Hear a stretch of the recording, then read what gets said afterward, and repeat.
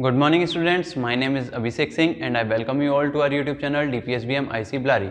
Today we are going to study our 6th chapter in science, that is chemical and physical changes. So let's begin with the video. देखिए बच्चों, आपने last year एक chapter पढ़ा था class 6 में, वो chapter का नाम था चेंजेस अराउंड अस। क्या नाम था चैप्टर का? Changes around us. उस चैप्टर में हमने क्या पढ़े थे कि किस किस तरीके के चेंजेस होते हैं। हमने पढ़ा था स्लो चेंजेस क्या होते हैं, फास्ट चेंजेस क्या होते हैं, रिवर्सिबल क्या होते हैं, इरिवर्सिबल क्या होते हैं। वहीं पर थोड़ा सा जिक्र आया था किसका? फिजिकल और केमिकल चेंजेस का। तो आज अब जब आप 7th में आ गए हैं, 6th स्टैंडर्ड से निकल के 7th स्टैंडर्ड में आ गए हैं, तो अब हम डिटेल में बात करेंगे किसके बारे में? हमारे फिजिकल चेंजेस के बारे में और केमिकल चेंजेस के बारे में, कि फिजिकल चेंजेस कौन से होते हैं और केमिकल चेंजेस कौन से होते हैं। देखिए, सबसे पहले अगर मैं बात करूं फिजिकल चेंजेस के बारे में, किसके बारे में? Physical change. तो फिजिकल चेंज क्या होता है? फिजिकल चेंज एक ऐसा चेंज होता है जिसमें किसी सब्सटेंस की फिजिकल प्रॉपर्टीज चेंज हो जाती हैं। क्या चेंज होती हैं? Physical properties. आप ये कहेंगे सर फिजिकल प्रॉपर्टीज क्या होती हैं, तो उसके बारे में भी जानेंगे। फिजिकल प्रॉपर्टी होती है किसी भी सब्सटेंस की शेप, साइज, कलर, ठीक है? शेप, साइज, कलर या स्टेट, ये किसी सब्सटेंस की क्या होती हैं? फिजिकल प्रॉपर्टीज होती हैं। ध्यान से समझेंगे एक बार, बहुत ध्यान से समझना है फिजिकल चेंज और केमिकल चेंज। ये क्लास 12th तक भी आपका पीछा छोड़ने वाले नहीं है, तो बेस है, बहुत ध्यान से समझें, पूरी वीडियो जरूर देखें, नहीं तो ये समझ में नहीं आएगा। फिजिकल चेंज क्या होते हैं? ऐसे चेंज जो फिजिकल प्रॉपर्टीज को बदलते हैं, सिर्फ और सिर्फ क्या बदलते हैं? फिजिकल प्रॉपर्टीज को। और फिजिकल प्रॉपर्टीज क्या होती हैं? हमारी शेप। अगर किसी चेंज की मदद से किसी मटेरियल का या किसी सब्सटेंस का शेप चेंज हो जाए, तो वो चेंज कौन सा हो सकता है? Physical change. साइज चेंज हो जाए, कलर चेंज हो जाए, स्टेट चेंज हो जाए। साइज चेंज हो जाए, कलर चेंज हो जाए और स्टेट चेंज हो जाए। देखो एग्जाम्पल की तरह मैं एक एग्जाम्पल लेता हूं आपका पेपर का। आपके हाथ में है एक कागज, आपने उस कागज को क्या कर दिया? काट दिया। कैंची ली, कागज को काट दिया। जब लास्ट ईयर हम इस चैप्टर में पढ़ते थे तो हम दो तरीके के चेंजेस पढ़ते थे, रिवर्सिबल, इरिवर्सिबल। अगर कागज को एक बार आपने कैंची से काट दिया तो क्या आप इसे चेंज कर सकते हैं? नहीं कर सकते। वापस कागज दोबारा मिल सकता है? कागज के दो टुकड़े कर दिए, नहीं मिल सकता। लेकिन पेपर का क्या चेंज हो गया? साइज चेंज हो गया, पर इसकी बाकी प्रॉपर्टीज चेंज हुई, बाकी विशेषताएं चेंज हुई। पूरे पेपर का इस्तेमाल भी आप क्या करने के लिए कर रहे थे? लिखने के लिए कर रहे थे। और आधे पेपर का भी इस्तेमाल आप क्या करने के लिए करोगे? लिखने के लिए करोगे। तो इसकी प्रॉपर्टी कौन सी चेंज हुई? इसका साइज तो बदला, लेकिन कागज अब भी क्या है? कागज ही है, कोई नई चीज हमें नहीं मिली। तो हम कह सकते हैं ऐसे चेंजेस जिसमें सिर्फ फिजिकल प्रॉपर्टीज चेंज हो लेकिन कोई नई चीज हमें नहीं मिले, वो चेंजेस हमारे क्या कहलाते हैं? Physical changes. क्या कहलाते हैं? Physical changes. इसके अलावा अगर मैं बात करूं, आप एक चौक ले लीजिए, ठीक है? चौक होता है, चौक क्लास में ब्लैक बोर्ड पे या ग्रीन बोर्ड पे लिखने के काम में आता है चौक। आपने एक चौक लिया, चौक को बारीकी से पीसा और उसे पानी में मिला दिया। अब आपको क्या नया सब्सटेंस मिला?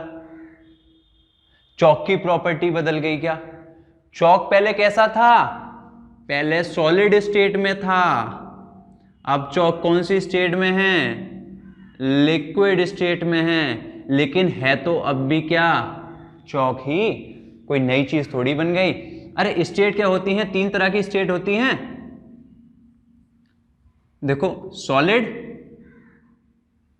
लिक्विड और गैस।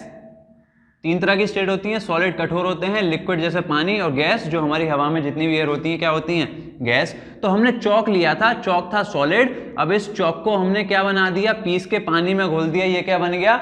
लिक्विड। तो लेकिन है तो ये अब भी चौक, क्या इस लिक्विड से दोबारा चौक बना सकते हो? हाँ बना सकते हो। इसमें जो चौक वाला जो मटेरियल है, जो इसका पाउडर था चौक का, उसे आप अलग कर लो एवेपोरेशन की मदद से, और जो हमें बाद में मिलेगा उसको रोल करके फिर से आप क्या बना सकते हो? चौक बना सकते हो। तो एक एग्जाम्पल मैंने पेपर का दिया, एक एग्जाम्पल मैंने किसका दिया? चौक का दिया। अब एक एग्जाम्पल मैं देता हूं आपको आयरन रॉड का। किसका देता हूं? आयरन रॉड का। मान लीजिए आपके हाथ में लोहे की कोई, हाथ में नहीं, आपके पास एक लोहे की छड़ है, आप उसे आग में डाल दें। आयरन की छड़ को आप आग में डाल देंगे तो आप देखेंगे जब आप उसे आग में डाल देंगे तो उसका कलर कैसा हो जाएगा आयरन रॉड का? रेड। तो यहां पे क्या चेंज हुआ? कलर चेंज हुआ। कलर चेंज हुआ, लेकिन आयरन रॉड तो अब भी आयरन है। एक समय ऐसा भी आएगा जब ये आयरन रॉड आपकी क्या हो जाएगी? फिर से पहले जैसी हो जाएगी ठंडी होने के बाद में।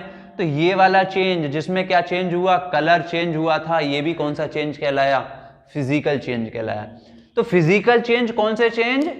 जिनमें शेप चेंज हो जाए, साइज चेंज हो जाए, कलर चेंज हो जाए, कौन सी स्टेट है, सॉलिड लिक्विड में बदल जाए, लिक्विड गैस में बदल जाए, स्टेट चेंज हो जाए, लेकिन जो सब्सटेंस था हमारा पेपर था तो हमारा पेपर का पेपर ही रहा, चौक था तो चौक का चौक ही रहा, आयरन रॉड थी तो आयरन रॉड की आयरन रॉड ही रही, इसमें कोई बदलाव नहीं आया। अब स्टेट चेंज करने वाला एक एग्जाम्पल लेते हैं वाटर का। वाटर को जब वाटर किस शेप, वाटर की स्टेट क्या होती है? लिक्विड।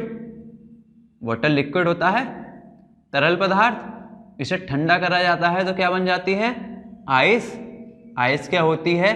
सॉलिड। लेकिन आइस भी तो एक तरीके से पानी ही है।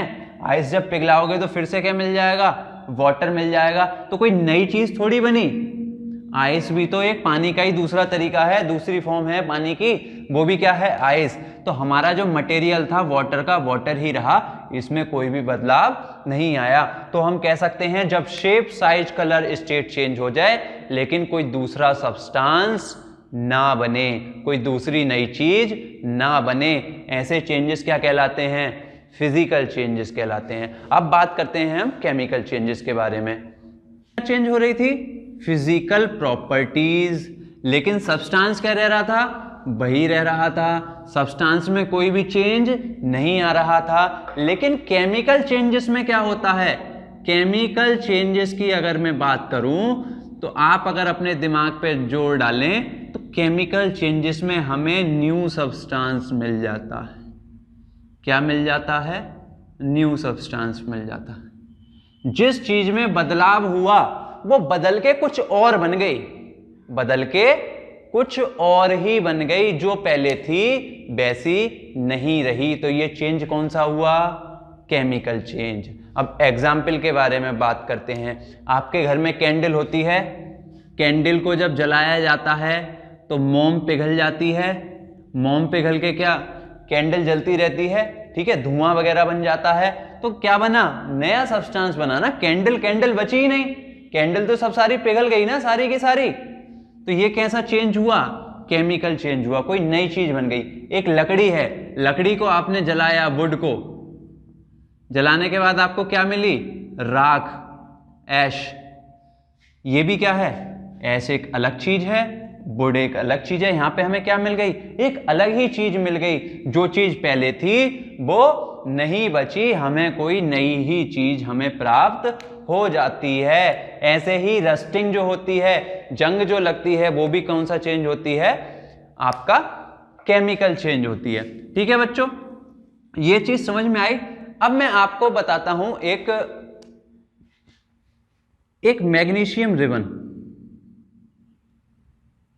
मैग्नीशियम रिबन ये प्रैक्टिकल करने वाली चीज है। मैग्नीशियम रिबन एक रिबन होती है जिसे जलाया जाता है तो वो बहुत शाइनी लाइट देती है। जैसे आपकी वो नहीं होती, अभी दिवाली आने वाली है, फुलझड़ी जो होती है, फुलझड़ी को जब जलाया जाता है तो बहुत शाइन करती है। ऐसे ही मैग्नीशियम रिबन जो होती है, अगर इसे जलाया जाए तो बहुत शाइन करती है। तो मैग्नीशियम को हम शॉर्ट में लिखते हैं, मैग्नीशियम का सिंबल होता है Mg। और आपको पता है जब किसी चीज को जलाया जाता है तो किसी भी चीज को जलाने के लिए ऑक्सीजन की जरूरत होती है, नहीं होती है? बिना ऑक्सीजन के कोई चीज जल सकती है? तो जब मैग्नीशियम को जलाया जाता है किसकी प्रेजेंस में? ऑक्सीजन। ऑक्सीजन को हम शॉर्ट में कैसे लिखते हैं? O2। ऑक्सीजन का सिंबल क्या होता है? O2। Mg यहाँ पे क्या है? मैग्नीशियम। O2 क्या है हमारा? ऑक्सीजन। जब मैग्नीशियम रिबन को जलाया जाता है तो एक नया ही सब्सटेंस मिल जाता है जिसे कहते हैं मैग्नीशियम ऑक्साइड, MgO। ठीक है बच्चों, मैग्नीशियम रिबन को जलाया तो एक नया ही सब्सटेंस बन गया जिसे हमने क्या बोला? MgO। और अगर आपको याद हो, हमने पिछला चैप्टर जो पढ़ा था एसिड, बेस और सॉल्ट वाले में, तो हमने उसमें क्या बात करी थी? मैग्नीशियम ऑक्साइड नाम का क्या होता है? एक बेस होता है। और अगर आपको ये दे दिया जाए और आपसे कहा जाए पता लगाओ कि ये मैग्नीशियम ऑक्साइड एक एसिड है या बेस है, तो आप किसकी मदद से पता लगाएंगे? Litmus paper. ठीक है, और लिटमस पेपर में क्या चेंज आएगा? रेड लिटमस पेपर ब्लू में चेंज हो जाएगा और ब्लू लिटमस पेपर ब्लू ही रहेगा अगर ये क्या होगा? बेस होगा। एक बेस में रेड लिटमस पेपर ब्लू में बदल जाता है और ब्लू लिटमस पेपर ब्लू ही रहता है। तो ये हमारी बात किसकी हुई? ये बात हुई हमारी मैग्नीशियम रिबन की। ठीक है बच्चों, इसके अलावा अगर एक एग्जाम्पल और लूं मैं आपके सामने, देखिए बच्चों, कॉपर सॉल्यूशन होती है, कॉपर सल्फेट जिसे कहते हैं CuSO4। कॉपर सल्फेट होती है, इसका कलर होता है ब्लू। कॉपर सल्फेट का कलर क्या होता है? ब्लू। अगर इसके साथ आयरन को लाया जाए, Fe किसका सिंबल होता है? आयरन का। एक कॉपर सल्फेट की सॉल्यूशन है, कलर कैसा है? ब्लू। इसके साथ जब आयरन को मिलाया गया तो क्या होता है? तब हमारा एक नया सब्सटेंस बनता है जिसे कहते हैं FeSO4 और दूसरा बनता है हमारा Cu जिसे हम कहते हैं कॉपर। अब एक चीज देखिए, हमने स्टार्ट किससे करा था? कॉपर सल्फेट और आयरन से। किससे स्टार्ट करा था? कॉपर सल्फेट से और आयरन से। और हमें मिला क्या? ये चीज मिले तो हमें नए सब्सटेंस मिले, नहीं मिले? तो ये चेंज हमारा क्या होगा? यही चेंज हमारा क्या होगा? केमिकल चेंज होगा, क्योंकि हमें नई चीज मिल गई। इन दोनों से मिलके हमें क्या मिल गया? कॉपर मिल गया। ठीक है बच्चों, तो आपको समझ में आएगा। एक पिक्चर के माध्यम से मैं आपको ये चीज दिखाने की भी कोशिश करता हूं। जैसा कि आपको आपकी स्क्रीन पर पिक्चर दिखाई दे रही होगी, दो बीकर हैं। ठीक है, तो ब्लू कलर की सॉल्यूशन किसकी है? कॉपर सल्फेट की सॉल्यूशन है CuSO4। इसमें एक आयरन नील डाला गया है, एक चोबर डाला गया है जो किसका बना हुआ होता है? आयरन। Fe यहाँ पे क्या दिखा रहा है? आयरन को। तो इसके बाद क्या होता है? सॉल्यूशन का कलर तो हो जाता है ग्रीन। सॉल्यूशन का कलर ग्रीन क्यों हो गया? क्योंकि कॉपर सल्फेट जो था अब वो क्या बन गया? FeSO4 बन गया। और जो हमारा जो नेल जो था आयरन का, वो किस में कन्वर्ट हो गया? ब्राउन कलर का आप देख रहे होंगे, वो कन्वर्ट हो जाता है आपका कॉपर में। ठीक है बच्चों, आपको ये पिक्चर अच्छे से समझ में आ गई हो। अब हम बात करते हैं हमारे किसके बारे में? रस्टिंग ऑफ आयरन के बारे में बात करते हैं। देखिए बच्चों, आपने सुना होगा कि लोहे पे जंग आती है। सबने सुना है, लोहे पे जंग आती है तो लोहा दिखने में कैसा हो जाता है? वो भी आप सबने देखा होगा। तो रस्टिंग ऑफ आयरन, लोहे पर जंग आती क्यों है? लोहा इतना मजबूत होता है फिर भी उस पर जंग क्यों आती है? देखो, लोहे पर जंग आने के लिए कुछ फैक्टर होते हैं। एक तो होती है मॉइस्चर, नमी। जिन जगह पे नमी ज्यादा होगी, मतलब H2O ज्यादा होगा, हमारा पानी ज्यादा होगा, उन जगह पे लोहे पर जंग जल्दी आती है। दूसरी चीज, लोहे पे जंग लाने के लिए किसकी जरूरत पड़ती है आपको? एयर, हवा होनी चाहिए वहां पे। ठीक है, क्या होनी चाहिए? हवा वगैरह होनी चाहिए, मतलब ऑक्सीजन होनी चाहिए। ऑक्सीजन को हम शॉर्ट में क्या लिखते हैं? O2। देखिए बच्चों, मान लीजिए आपके पास एक आयरन है। आयरन का सिंबल होता है Fe। क्या सिंबल होता है? Fe। हमेशा याद रखेंगे इसे। अगर आपके पास आयरन है और उस आयरन को अगर मॉइस्चर मिल जाती है, मतलब पानी मिल जाता है, और पानी के साथ साथ उसे क्या मिल जाती है, हवा मिल जाती है। आयरन, ये क्या है हमारा आयरन, कोई भी आयरन की रॉड पड़ी हुई है, आयरन की रॉड खुले में पड़ी हुई है और बारिश पड़ जाए, बारिश से उसे क्या मिल जाए, पानी, और एयर में ऑक्सीजन तो उसे मिल ही जाएगी। अगर ये तीनों चीजें मिल जाएं, तीनों चीजें मिल जाएं, तीनों चीजें मिलके होता है एक बदलाव। क्या बदलाव होता है, तीनों चीजें जब मिलती हैं तो एक बदलाव होता है और एक नया सब्सटेंस बनता है जिसे कहते हैं हम Fe2O3। Fe2O3 नया सब्सटेंस क्या बनता है, Fe2O3, और इसे कहते हैं हम आयरन ऑक्साइड। इसे क्या कहते हैं, आयरन ऑक्साइड। देखिए बच्चों, कोई भी लोहे की रॉड पड़ी हुई है, अगर उस लोहे की रॉड पर आपका पानी गिर जाए, कहीं से भी आए, आप डाल दो या कहीं और से आए, उस लोहे की रॉड पर अगर पानी मिल जाए और एनवायरनमेंट से उसे क्या मिल जाए, एयर मिल जाए, ऑक्सीजन मिल जाए, तो वहां पर एक प्रक्रिया होने लगती है, एक केमिकल चेंज आने लगता है और उस चेंज की वजह से ये तीनों चीजें मिलकर क्या बना देती हैं, Fe2O3 आयरन ऑक्साइड। और इसी प्रोसेस को हम क्या कहते हैं, रस्टिंग ऑफ आयरन। इसे ही क्या कहते हैं, लोहे पर जंग लगना। देखो जी, लोहे पर जो जंग लगती है ना, अगर पानी अगर सॉल्टी हुआ तो ये रस्टिंग का प्रोसेस और तेज हो जाता है और जल्दी रस्ट लगती है। तो रस्टिंग अगर होती है तो रस्टिंग से क्या होता है, रस्टिंग से लोहा खराब होने लगता है, लोहा इतना पावरफुल नहीं बचता और लोहा अपनी प्रॉपर्टीज खोने लगता है। किसकी वजह से, रस्टिंग की वजह से। तो लोहे की हमें इतनी जरूरत पड़ती है, तो रस्टिंग से बचने के क्या क्या उपाय हो सकते हैं। तो रस्टिंग से बचने के दो उपाय होते हैं, रस्टिंग से बचने के दो उपाय होते हैं। एक तो होता है गैल्वेनाइजेशन और दूसरा होता है पेंट।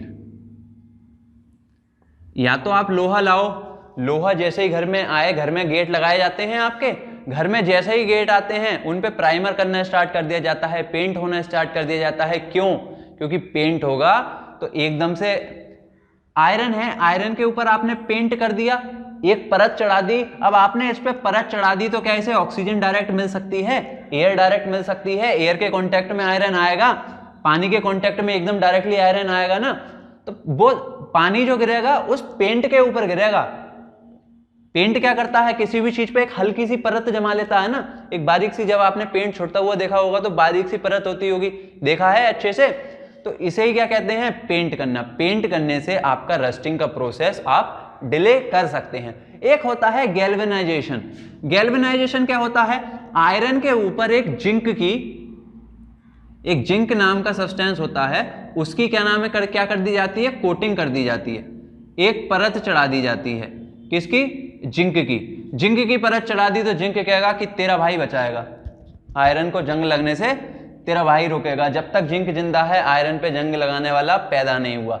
जिंक क्या करेगी, जिंक आयरन पे जंग नहीं लगने देगी। जिंक एक तरीके से क्या काम करेगी, सुरक्षा कवच का काम करेगी। तो ये बात हुई हमारी रस्टिंग ऑफ आयरन की। अब हम बात करते हैं किसके बारे में, क्रिस्टलाइजेशन के बारे में। अब देखते हैं क्रिस्टलाइजेशन क्या होता है। क्रिस्टलाइजेशन से पहले आप समझेंगे कि एक सॉल्यूशन क्या होती है। सॉल्यूशन क्या होती है, सॉल्यूशन बनती है दो चीजों से मिलके, एक होता है सॉल्यूट और एक होता है सॉल्वेंट।